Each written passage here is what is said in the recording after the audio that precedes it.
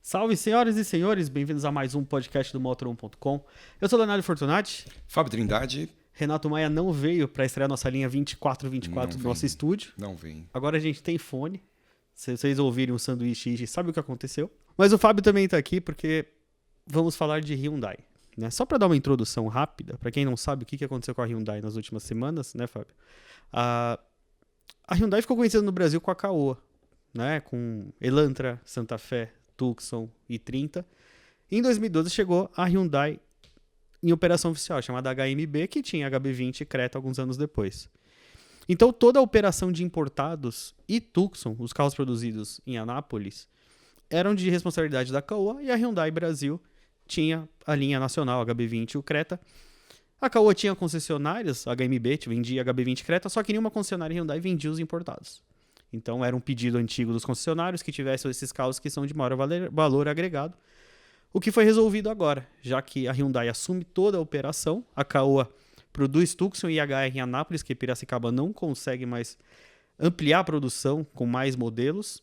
E o Fábio, inclusive, foi para a Espanha, agora recente, para entender um pouco mais dessa história, né, Fábio? Eu acabei de voltar, tô no fuso ainda, tô meio bagunçado aqui, mas voltando nesse histórico, o que era complicado, imagina você ter uma marca com vários carros, alguns até com muitas premiações pelo mundo, e você não pode vender porque o parceiro local não tinha a mesma estratégia. Então a Hyundai estava nesse dilema. Da mesma forma, um consumidor chegava numa concessionária e via só HB20 Creta e tinha que ir na outra para ver outros modelos, e agora vai ser tudo uma coisa só. Então Hyundai acabou, não interessa quem está vendendo, quem está oferecendo ali, e isso vai gerar, a partir de agora, uma onda de lançamentos bem interessantes aqui para o nosso mercado. Então a gente vai ter produto muito alinhado, né? Bem alinhado com a Europa, com o mercado norte-americano.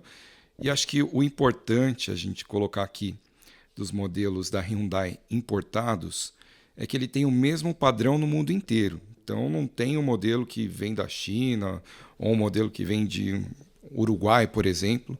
É tudo uma coisa só. A gente vai poder dirigir mesmo carro que tem na Europa, mesmo carro que tem nos Estados Unidos, enfim. Vai ter bastante coisa legal. Fui para Barcelona agora, dirigi o Ioniq 5N, que esse é um carro, a gente já vai falar dele, mas eu tive a chance de falar com o pessoal da Hyundai, tanto do Brasil quanto lá de fora, sobre esse novo momento. E vai ter muita coisa legal, né? Tem alguns que já foram confirmados, você foi lá na apresentação aqui do Brasil, né? Eles falaram que para esse ano vem o Ioniq 5 normal, né, o 100% elétrico, e o SUV maior, o Palisade, que é aquele topo de linha que eles têm, os 8 lugares. É um carro para colocar a marca realmente no topo da cadeia, né? Mostrar que eles têm um carro de luxo. Eles colocam até um concorrente de SW4, dessa linha de 500, 600 mil reais. Só que, lógico, a gente já conheceu um pouco o carro e sabe que ele é até um pouco superior, é um carro de monobloco. E também confirmaram que vem Santa Fé e também os novos Kona, o elétrico e o híbrido. Esse ainda vem depois, né? Vem num segundo momento. Mas o que eles falaram mais para você, Fábio, de esses planos? Né? Eles têm alguns planos, sabem? Toda essa história com a Caoa. Eu lembro que no evento de lançamento eles são muito gratos à Caoa pelo que ela fez, mas também a Caoa entra numa nova fase, uma outra administração também, né? Então, muito mais moderno agora, mas a parceria parece que ela sai mais forte do que era. Tem a possibilidade de produção de carros, né, em Anápolis lá também. O que eu descobri nessa viagem, o Santa Fé também vem, né, isso já era comentado. O Tucson também vem, só que tem que esperar renovar e acabou de... Foi apresentado, na verdade, até essa semana no Salão de Nova York, uma leve reutilização desse carro. Sim, então tinha que esperar esse facelift para então poder trazer. E a gente falou muito lá com o pessoal da divisão N, né? Uma submarca focada em esportivos, assim como a M está para BMW, a MG para Mercedes, a N está para Hyundai, e isso vai impactar também aqui. Então teremos o Elantra N em algum momento, né? Não se sabe ainda qual é esse timing, porque tem muita coisa para lançar. Então, quando a gente vê ali um carro, testa, já fica imaginando que ele vai chegar logo, mas tem vários lançamentos para serem feitos. Eles estão tirando um pouco o atraso, né? Agora tem que tirar, né? Então, assim, muita coisa legal. Santa Fé, que eu acho legal, o quadradão lá, Minecraft. Complicado aquela cor meio bege, que tem um... Mas o carro tava nessa apresentação e o carro é bonito pessoalmente. Aqui no Esse Brasil carro ele já tava está lá, aqui, né? Já. Ele é bem bonito, ele impactou muito, esse visual quadradão chama bastante atenção. O Santa Fé sempre chamou atenção, né? Então, e ele vem com esse visual mais quadrado, parece ser bem interessante. Eles estavam em dúvida que motorização. Ele tem algumas opções, eles estavam escolhendo aí, dependia da assinatura do projeto Mover, que foi, inclusive, já deu uma caminhada essa semana, né? Sim, então tem essa onda de lançamentos aí da Hyundai, modelos N reais. Para a gente ter uma noção, o Elantra N vai ter um potencial aí de competição com Jetta GLI, quase subindo ali para um Civic Type R, mas um pouco abaixo ainda, acho que são 290 cavalos mais ou menos de potência. A Hyundai vai aproveitar o que a Toyota e a Honda fizeram com esses esportivos de nicho, trazer o Elantra, e querendo ou não, o Jetta GLI, mesmo sendo esportivo, ele vende relativamente bem, né? Ele vem do México, o que vem é vendido e provavelmente eles estão observando, né? Existe um público disposto a pagar pelo carro. E o Elantra tem um nome no Brasil. Sim, o Elantra tem, mas ele é um pouquinho além, né? Tem toda a preparação da divisão N, suspensão, chassi, motor, calibração para esportividade mesmo. O Jetta GLI ele é bem esportivo, então ele está quase chegando ali num Civic Type R, por exemplo.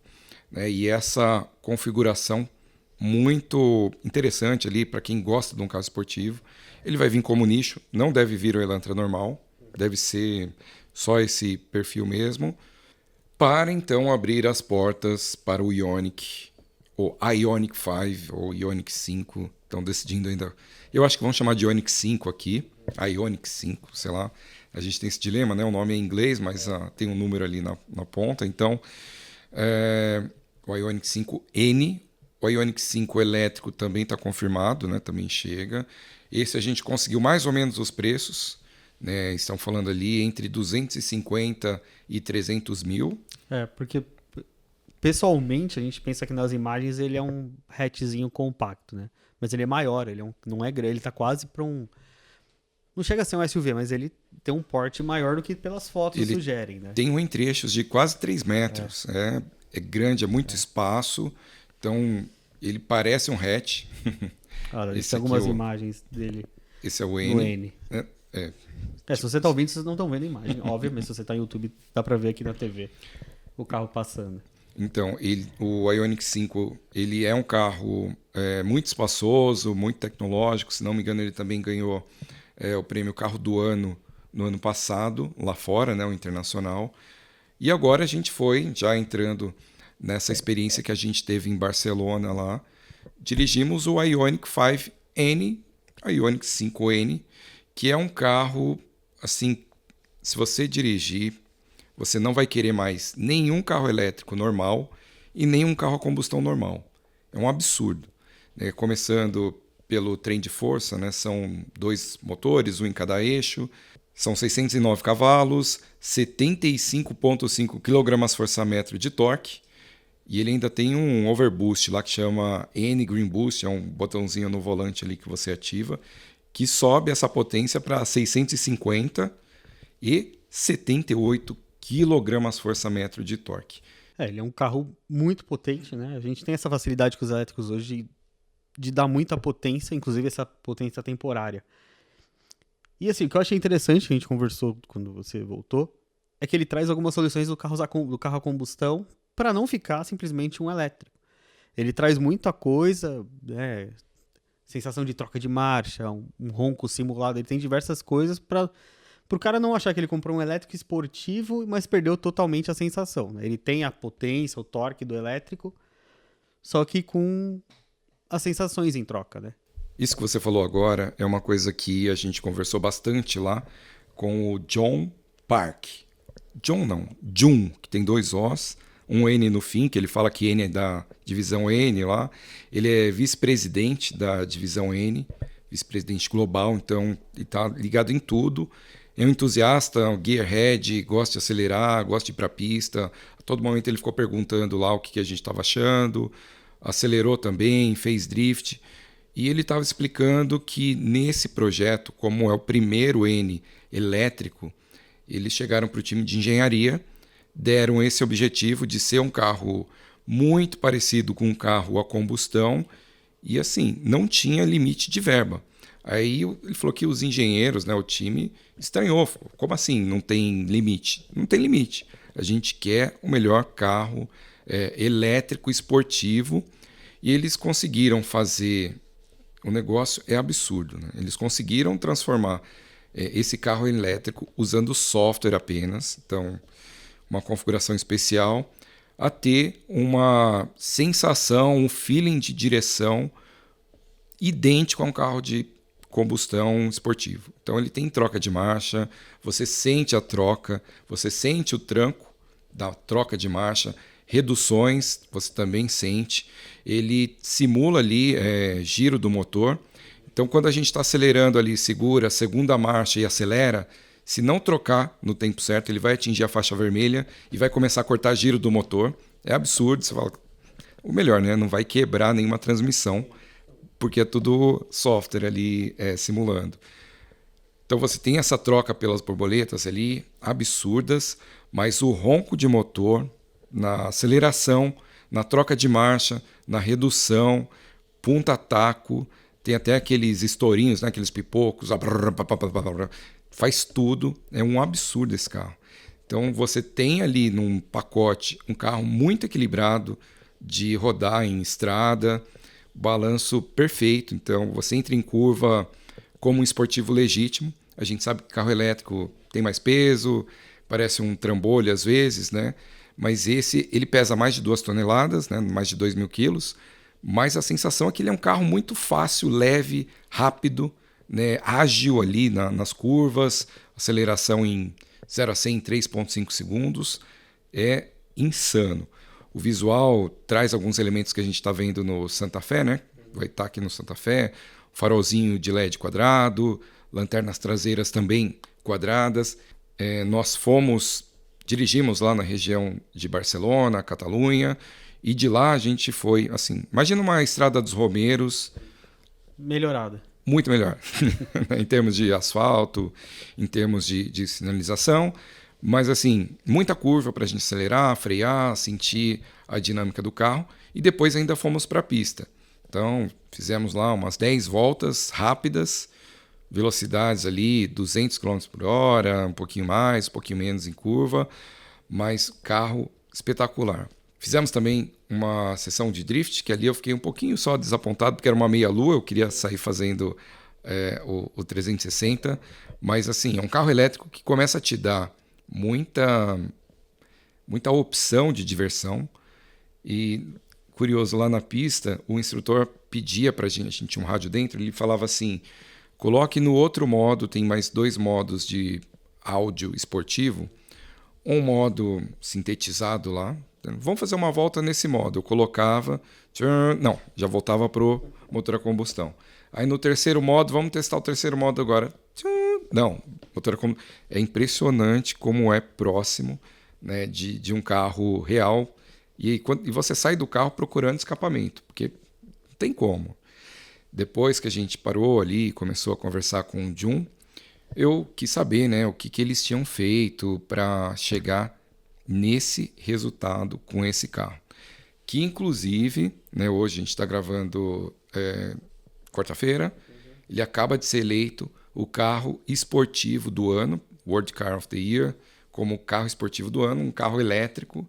E eu ouso dizer, hein, quem dirigir esse carro não vai querer saber nem de Taycan, nem de e-tron GT, nenhuma outra montadora chegou nesse nível de refinamento, nessa sensação de condução que o Ioniq 5N entrega.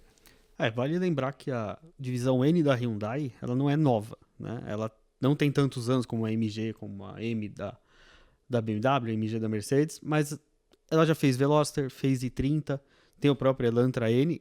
E assim, a gente não tem esses carros no Brasil, mas todos os reviews dos nossos colegas do Motor 1 nos Estados Unidos ou de diversos países sempre elogiaram muito esses carros.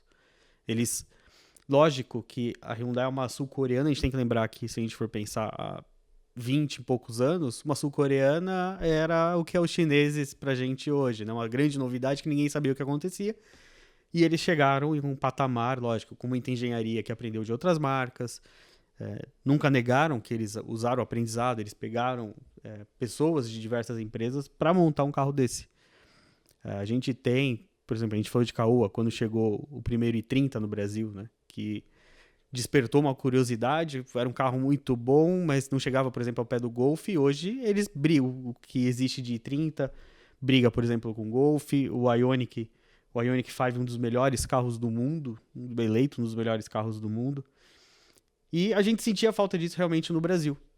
Na mão da Caoa acabou segurando um pouco, né? Era até uma vez a Caoa fez um evento para falar de lançamentos Hyundai e eram todos os carros que já tinham saído de linha ao redor do mundo. E agora que a Hyundai assume essa operação, ela tá correndo atrás do tempo. Esse Ioniq 5N é porque acho que quando eu vi no teu Instagram que eles iam andar no N, eu falei, pô, eles vão trazer até o N. Vão trazer. E assim, você falou dos nossos colegas, né? Uhum.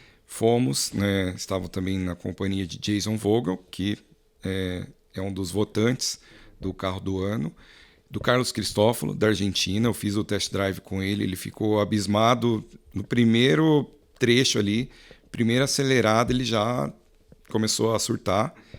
E a gente tem textos, né, dos nossos colegas na Espanha, na Itália, tem vídeo, todo mundo chamando esse carro de absurdo.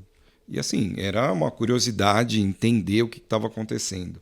E o Jun, ele falou que ele recebeu muito feedback, principalmente de alemão. E a gente sabe que alemão é exigente, né? Tem ali uma régua bem mais alta. E saiu todo mundo elogiando demais esse desempenho do Ioniq 5. O que eu acho legal dessa história a Hyundai, diferente, né, do processo tradicional de desenvolvimento, ela criou essa divisão N, profissionais da Alemanha usam Nürburgring como pista de testes, né? Então você vê o que eles pegam para ter como referência. Faz muito tempo que eles estão desenvolvendo esse carro elétrico, não é de agora. Então tem o i30N, tem o i20, tem o i30N, tem o Elantra N e agora vai ter o Ioniq 5N. Só para fazer trazer uma informação aqui explicativa, a gente tem no Brasil o Creta N-Line, que é só acabamento, uma coisa mais estética. Os carros N são puramente elétricos de verdade. Quando a gente fala de BMW M Sport, Mercedes AMG Line, são kits visuais, né? Não é uma preparação esportiva diferente do Ioniq N mesmo, né? E é engraçado, porque a gente olha um pouco das imagens, o volante lembra aquele que estava no Creta N agora. Eles colocaram um volante parecido com esse nos N-Line, né? Esse carro tem muita coisa que a gente conhece, né? Vê ali estilo, mas tem muita novidade, principalmente falando de carro elétrico. Ele tem um velocímetro ali muito real, né? Digital muito real, próximo de um carro a combustão. Se a gente colocar qualquer pessoa dentro desse carro, não falar que é elétrico e deixar ele dirigir, ele vai achar que ele está dirigindo um carro a combustão. Tem temperatura de bateria, tem temperatura dos dois motores, então é um carro que foi assim, muito pensado mesmo para quem é gearhead, para usar em track day, apesar que esse carro dá para usar em qualquer situação, né?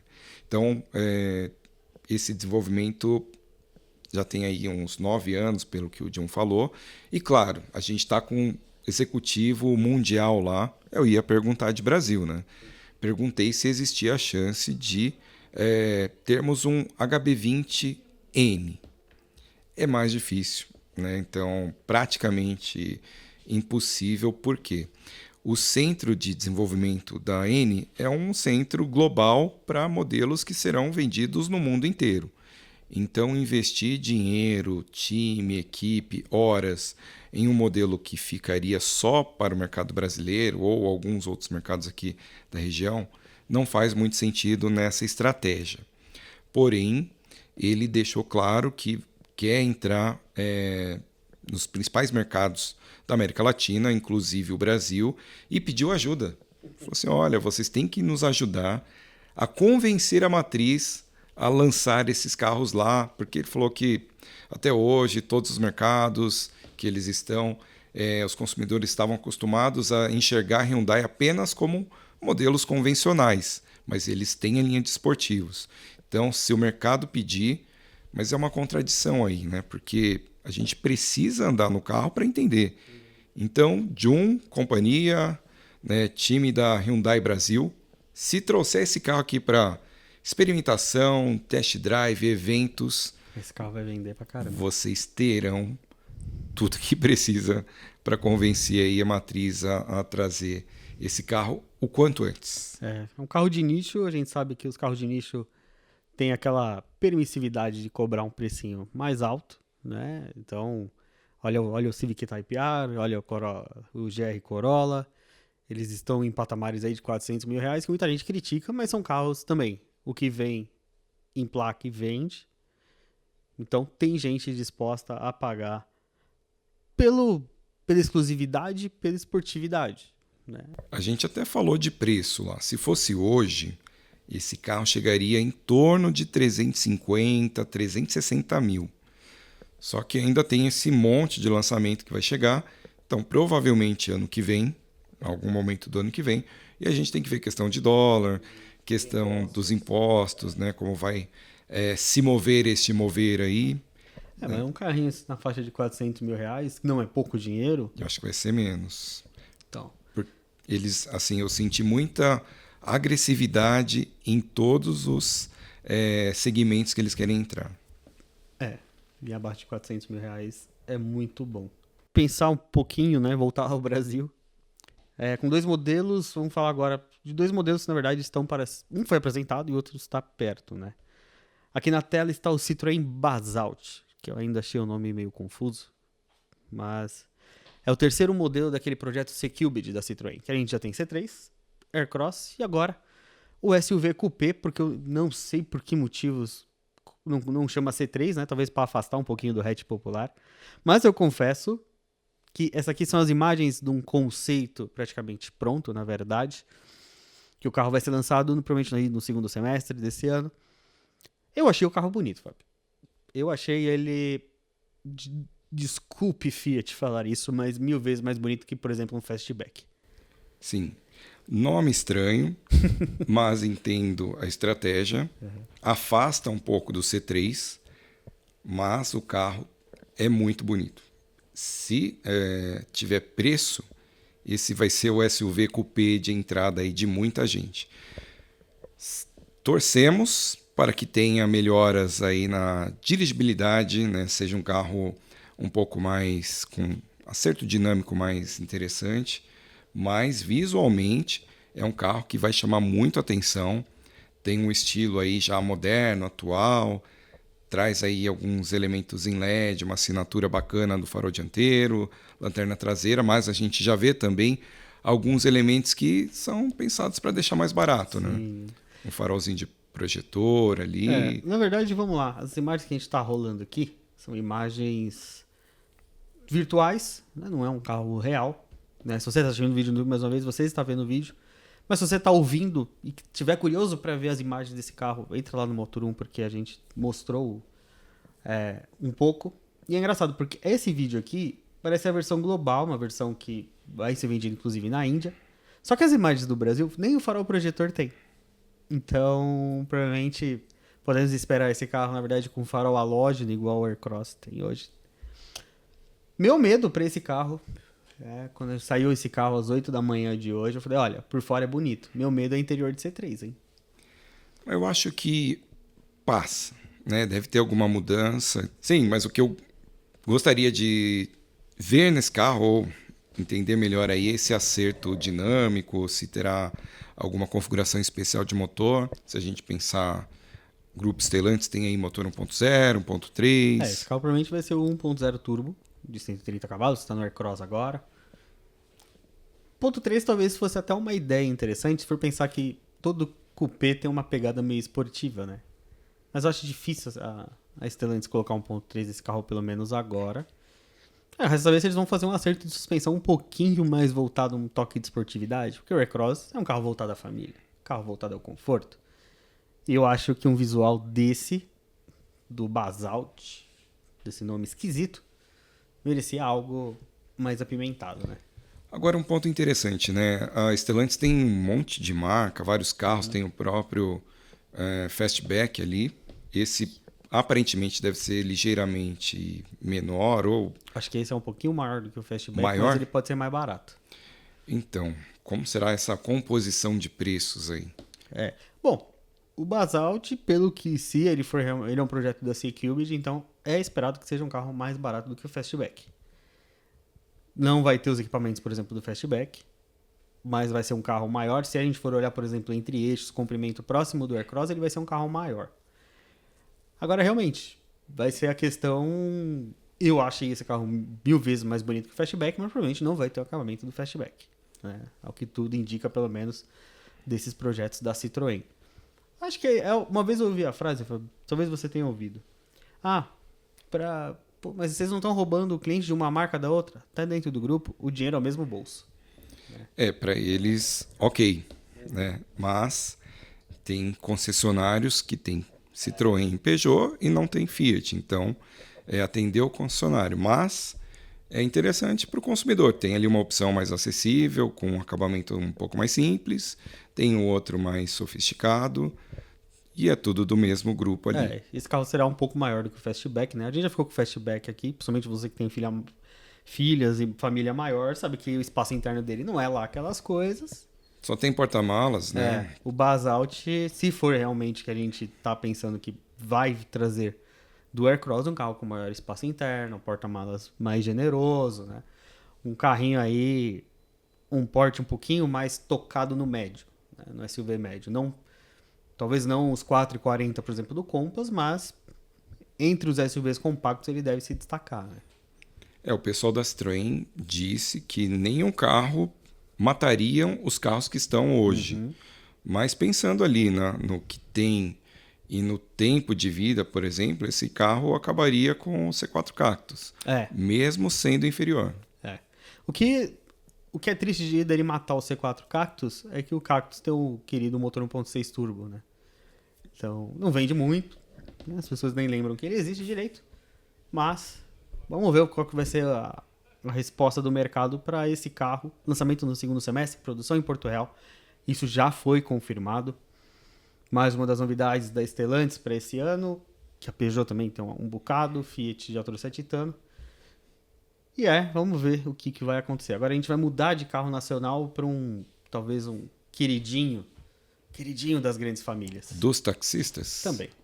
Chevrolet Spin, e não adianta a dona Chevrolet vir falar que é o Spin porque virou crossover, porque, na boa, esse carro pra mim ainda é uma minivan, então é a Chevrolet Spin. Para você, para mim, para todo mundo, né? Taxista, não tem como falar que um carro fez uma transição de gênero e saiu de uma minivan e passou a ser um SUV. Não faz sentido. Não. Coloca uns apliques no paralama, sobe um pouquinho a altura, põe à frente capô alto de SUV, farol dividido de SUV, dá um toque chamado de crossover, eu acho um pouco complicado. Agora vamos lá, Fábio. Eu achei que ela ficou bonita, tá? Aquela primeira Spin era um negócio esquisito, a segunda já era mais bonita. Essa mudou pra caramba, acho que ela ficou mais chamativa, mas lógico que a gente vê muito da antiga ainda. Portas. A Chevrolet trabalhou muito para modernizar esse carro. Agora, 2 pontos, né? Curiosos. Manter o motor 1.8 aspirado. Um motor aí que deve ter por baixo uns 30 anos, quase 30 anos. E a Chevrolet trouxe itens de carro moderno que ela esqueceu de colocar na montanha do Tracker. Esqueceu, né? Entre aspas, esqueceu, talvez. Então, eu achei também a Spin, a minivan Spin, melhor, né, visualmente, traz aí elementos modernos, mais alinhado com o design atual, faróis em LED, lanternas traseiras em LED.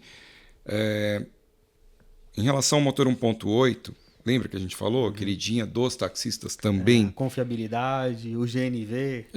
Principalmente o GNV aí em algumas capitais, Rio de Janeiro, o pessoal usa muito e com certeza esse foi um fator determinante para manter o motor 1.8. Eu tenho um pouco aí uma base de produção mecânica e tal. Eu entendo que a evolução da produção das máquinas, dos ferramentais, eles permitem você extrair cada vez mais economia, performance de um motor com a evolução do processo produtivo em si. Então dá para entender, porém a gente entende que esse é um carro que ele foi muito... tem essa mira, né? Primeiro atender esse consumidor que essa confiabilidade do 1.8, né, vai consagrado, que foi o termo que a gente recebeu aqui, associado ao GNV como combustível. Mas, como você falou, ele traz algumas coisas aí que a gente esperava em outros modelos e consultando fontes, né? Fontes são pessoas que tiveram acesso ao projeto. A gente esperava, por exemplo, que a estreia do primeiro painel digital de um modelo nacional da Chevrolet fosse na Montana. Sim. Mas está aqui na Spin, também com uma central multimídia nova, que deve se espalhar aí para outros modelos. Um ponto curioso, que eu já tinha visto esse painel desse jeito, né, como está aqui na Spin. O painel estava pronto há uns 8 ou 9 anos atrás, numa visita que eu fiz à sede da General Motors, lá em Detroit. Então nós vimos aquele painel, só o painel. Falei, puxa, painel interessante. Aí na hora, só um conceito, só um conceito. É sempre tal. assim, só um conceito. Mas para a gente ver aí o tempo que demora para chegar e também isso assim é só uma mostra do que era a indústria automotiva até agora. E aí a gente tem um novo momento de agilidade, de mudança mais rápida que as montadoras tradicionais precisarão ter. Mas ok, painel digital, interessante, poderia estar já na Montana, talvez tivesse um resultado melhor de vendas. Eu ia falar isso agora. Porque é um carro que tinha muita expectativa de volume, de mercado, Concorrência. de né? concorrência. Picape, Tem bons atributos, mas para um carro que está sendo lançado hoje em dia, é muito complicado você não atender o básico que é um painel digital, uma personalização, enfim. não só isso, tá? Vamos lá.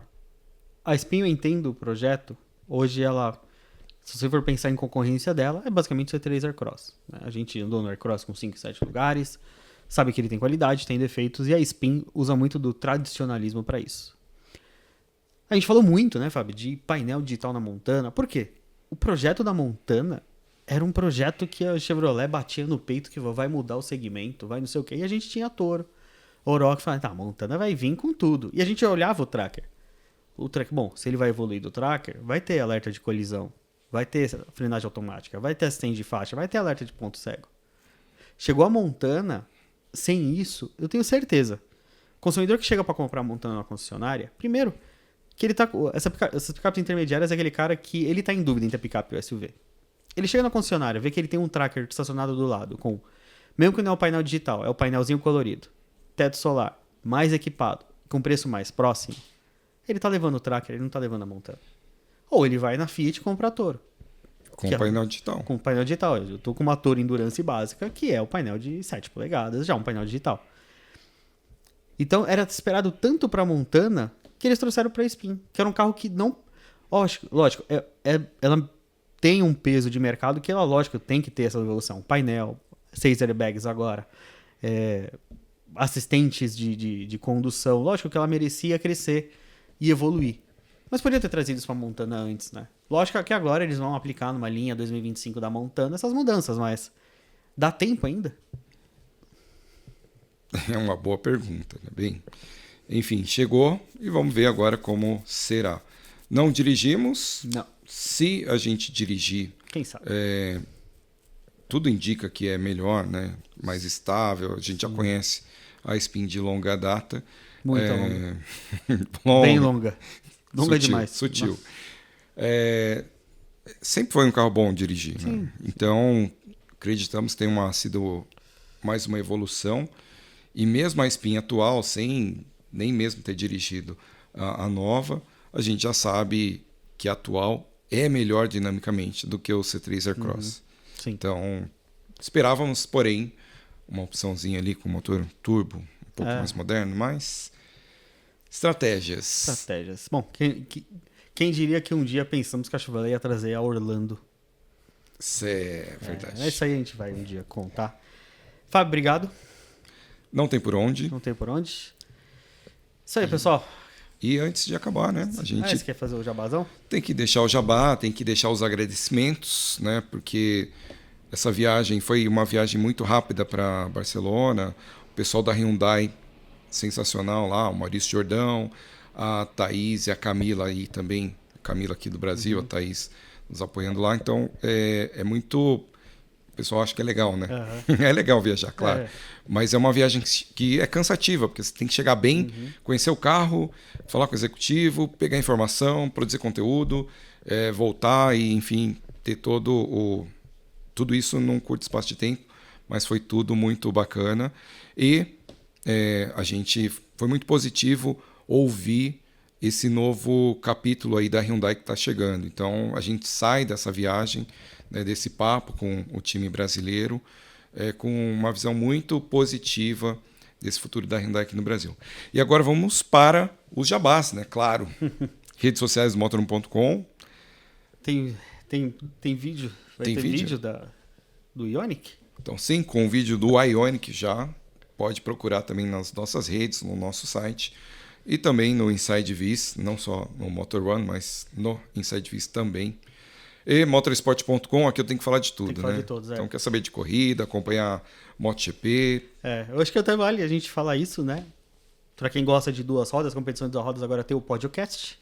Podcast, que é uma parceria muito legal com a Yamaha.